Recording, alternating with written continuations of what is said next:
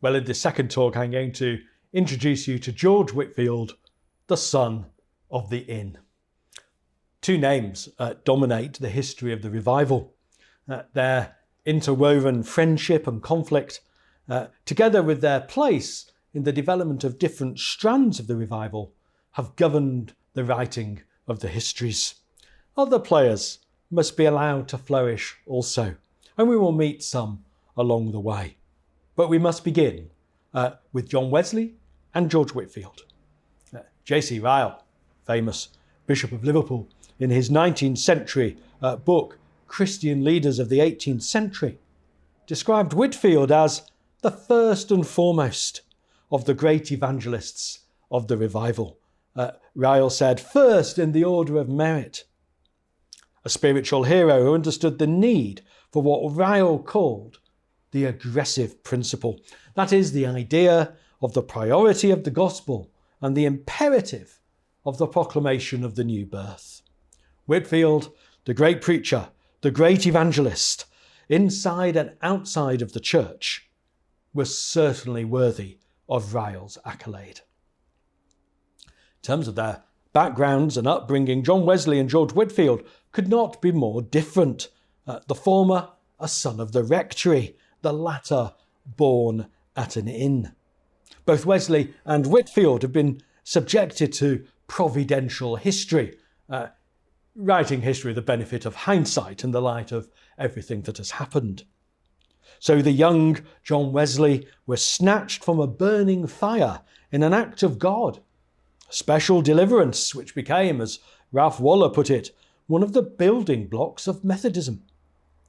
Indeed, in the epitaph he composed in 1753, when he thought he was dying, Wesley described himself as a brand plucked out of the burning. Whitefield's journals include his A Short Account of God's Dealings with the Reverend Mr. George Whitefield. Well, they are, of course, an invaluable source, but they were written after the event. They only cover his early life up to about 1745, and unquestionably have been subject to some editing.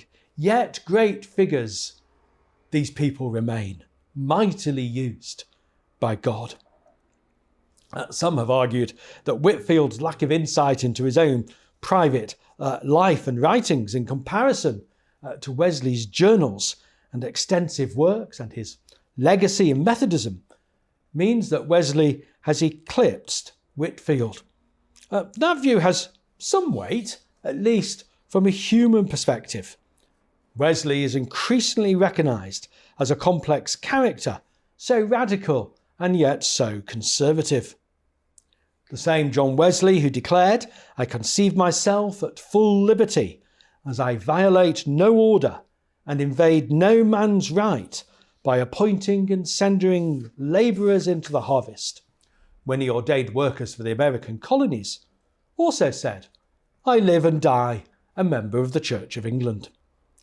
Whitefield's organisational skills may have been less honed than those of Wesley, but his eloquence and powerful use of gesture in preaching, Henry Stout referring to him as the divine dramatist, his fascinating relationship with Selina, the Countess of Huntingdon, together with his theological disputation, left deep and lasting influence on the Church of England and beyond. And of course, it was Wesley who came to represent the more Arminian tradition of human freedom and free will, and Whitefield the inheritor and promoter of Calvinist theology. We must also remember there were two famous Wesleys, Charles, the main hymn writer, as well as John, together with pioneers in the parishes. Conversions among the landed gentry, as well as the miners of Kingswood, and the real history of the revival will allow all these voices to be heard. We will start with John Wesley, then move to consider George Whitefield's background and upbringing in more detail, before turning to the Holy Club at Oxford, the setting for Whitefield's conversion. But you'll have to wait till the next talk for the actual story of the conversion itself. So we start then with the birth and upbringing of John Wesley. John Wesley was born at at Epworth Rectory in Lincolnshire on the 17th of June 1703, some 4 years before his brother Charles, and the beginning of a new century, but one in which, as we have seen, the embers of faith seemed to burn very low. John was born to Samuel and Susanna Wesley, and in many ways the rectory household reflected the pious, rather dry high church orthodoxy that John Wesley both embraced and reacted against. His father and mother were born into dissenting families that had suffered at the Great Ejection of 1662, when some 2,000 clergy were expelled from their livings with the restoration of Charles II, and indeed subjected to a great deal of oppression. Brief reminder of the circumstances of the Great Ejection. Cromwell, who had established the godly Commonwealth, had died in 1658. His son, Richard Cromwell, Tumble Down Dick, had not been a success, and the nation had tired. They wanted a king back. So Charles, the eldest surviving son of Charles I, was brought back from France as Charles II. It has to be said, to applause and cheering in the street, and a few unappreciating Puritan sermons. But Charles set about the destruction of any dissent from the established church. Oppression from numerous acts of Parliament through what was known as the Clarendon Code, imprisonments, and the expulsion of clergy. This oppression was more successful than often recognised, and was the catalyst for those dying embers of faith which we have mentioned. Even in many independent churches, a rather dry rationalism took hold. And by the time the 17th century had come to a close, Samuel and Susanna Wesley, though, had become rather high church members of the established church. Strange how these wheels turned and rather went full circle. So born into a dissenting family, facing persecution, adopting this sort of high church piety, and ending up as Orthodox members again of the established church. And it is fair to say that Samuel Wesley did not lack piety. He was concerned about the established church drift towards deism. That is, a belief in a supreme being, but really nothing more. And as rector of Epworth, a population of some 1,100 people, he saw it as his duty to teach the faith to the people. He was concerned for people's social well-being, founded voluntary societies to provide social care. Yet it was tough going. The village was isolated, and there was both complacency and indeed opposition to his ministry. Susanna was a godly woman. She even convened a group around her in the parish to discuss sermons, almost a forerunner of the Methodist class meeting. So the family into which both John and Charles were born was probably fairly typical of a clerical household of the time.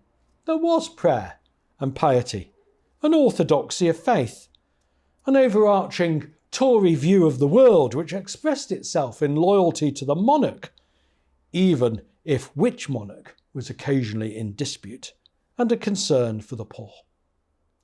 Though the household was not wealthy, Samuel and Susanna sought to bring their children up in the knowledge of God and to faithfully serve the call to ministry in the church. Yet, there was also, perhaps, that lack of fire in the belly, which came to characterise the revival. Something was missing. Now, the fire in the Epworth Rectory in 1709 completely destroyed the building as the flames leapt into the sky.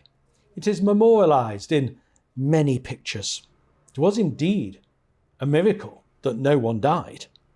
The sense, though, of divine providence, the intervention of God to save the family, and of course to save John and Charles Wesley, were certainly true at the time, but its particular application to the rescue of John developed with some hindsight. John entered Charterhouse School at the age of 10. Looking back in his journal at the time of his conversion, for all of the attendant problems that entails, he claimed that he was more negligent of his religious duties at this time, though he was still attending morning and evening prayer and reading the scriptures. He described himself as hoping for salvation by not being as bad as others and diligent in the duties of religion. I suppose a sort of formalism. Now, this account was undoubtedly influenced by his later conversion experience, a sort of looking back in the light of his newfound convictions, a problem we often have actually with all of the key players in the revival.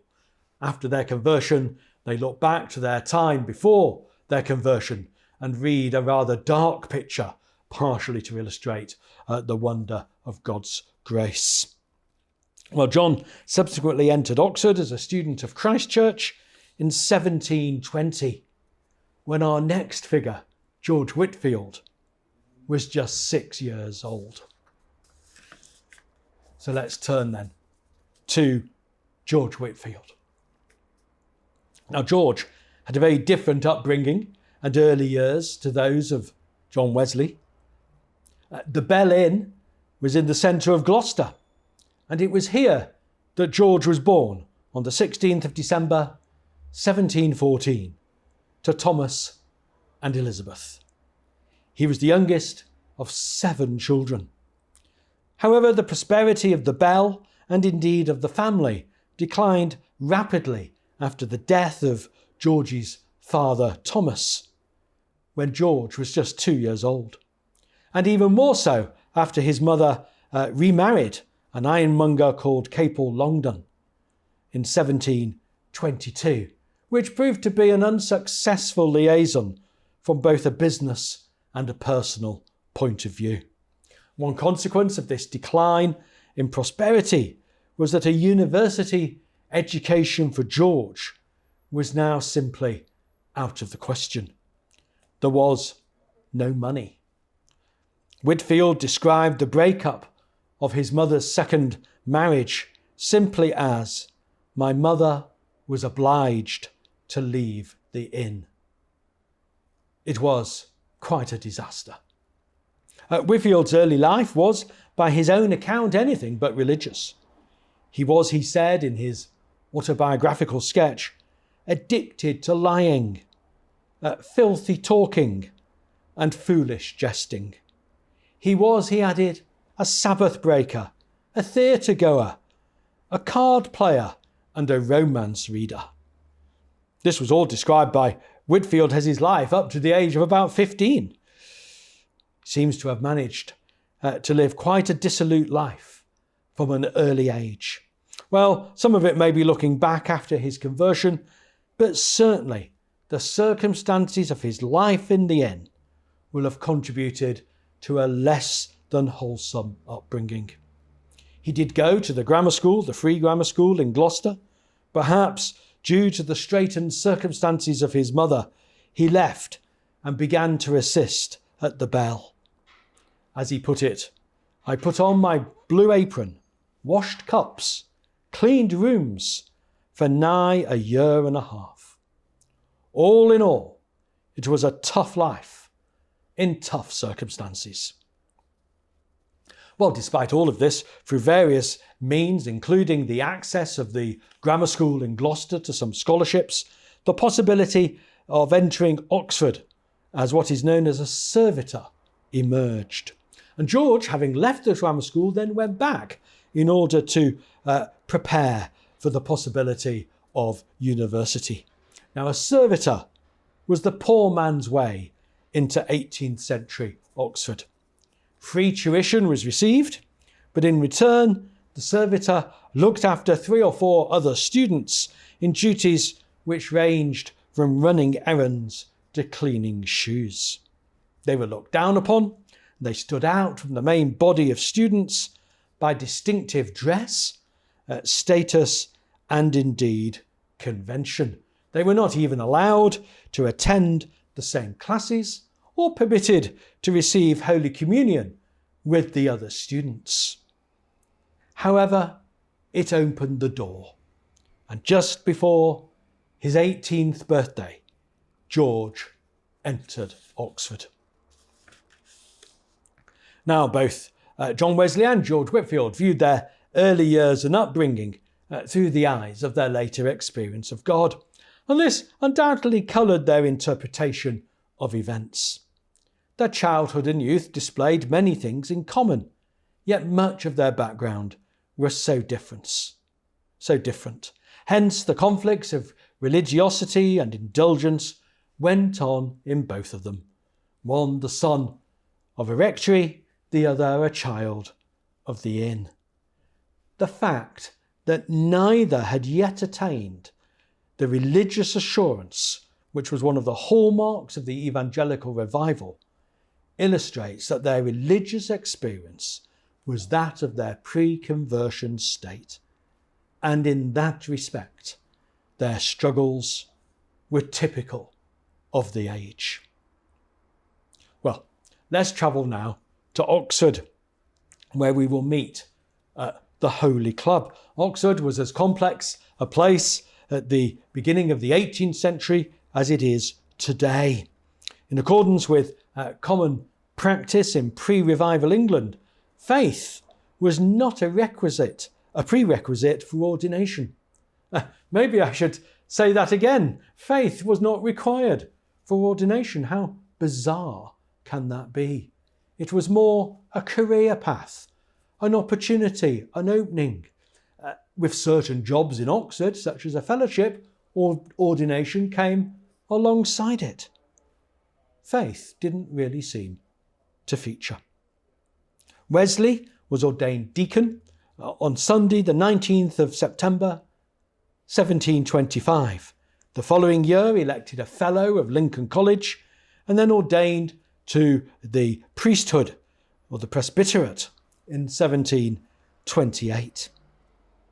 We see in the early life of both Wesley and Whitefield this constant quest for religious righteousness, seriousness, and attention to the religious life.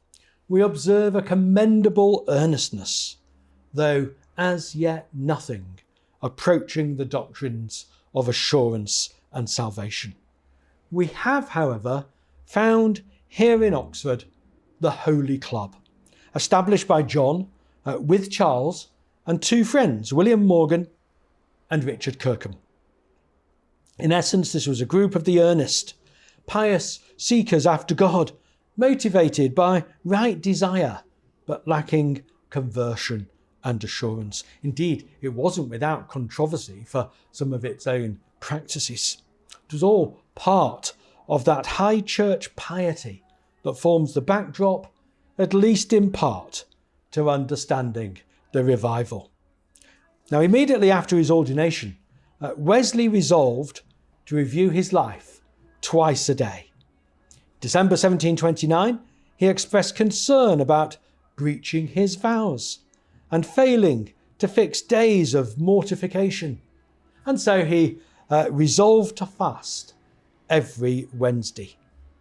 Concerned whether he loved women more than God, in September 1726, he resolved again to fast monthly. By the way, in respect of relationships with women, John is not the best guide. Now, his reading included Jeremy Taylor, not least his Rules for Holy Living and Dying, and Thomas à Kempis, The Imitation of Christ. And we've already mentioned William Law's A Serious Call to a Devout and Holy Life. The titles give you an idea of this sort of high church quest for godliness. And the struggle continued day in, day out, month in, month out, year in, year out. Now, like so many labels, Holy Club was used mainly as a derogatory term. Though Samuel Wesley, John's father, at the end of 1730, referred to John as the father of the Holy Club and himself as the grandfather. This group, now expanded to 5, agreed to take Holy Communion as often as possible, once a week being the norm, and to continue their social work. Wesley also referred to other disparaging titles which were used: sacramentarians, the Godly Club, the Enthusiasts, or the Reforming Club. Wesley himself simply used the description "our company." To the sacramental and social practices of the club, a third was added: observing the fasts of the church. All of this in approach and method led inevitably to the name Methodists, order and method. And it's very important throughout the discussions around the history of the revival to realise that Methodism began as a movement and only became a denomination much later in the century. Wesley had set out a methodical timetable in 1722, and his first diary proper in 1725 contained numerous rules and resolutions. The Holy Club was nothing if not disciplined and systematic. The name Methodist, used from the early days by the critics, stuck and was later, after his conversion, accepted by Wesley. Now, George Whitefield, arriving in Oxford in 1732, was prime material for the Holy Club.